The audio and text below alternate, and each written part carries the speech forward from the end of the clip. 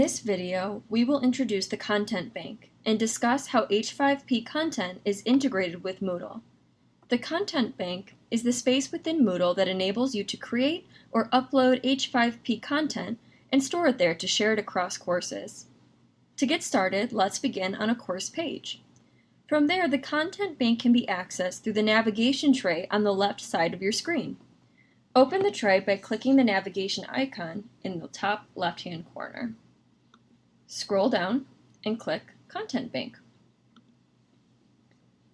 Once I'm in this space, I'll notice a few buttons, two of which are the most important for us. The first is a blue Add button. This is where I can open up a menu to select the type of H5P content I wish to create here directly within the Moodle site. The second is a gray Upload button.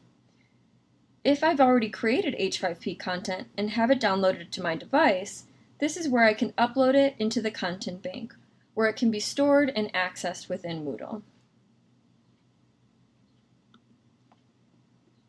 Additionally, I can use the search bar on the left-hand side to search through existing content within the Content Bank. I can also use these two buttons on the right to change the way the Content Bank is displayed, either by icon or by list view.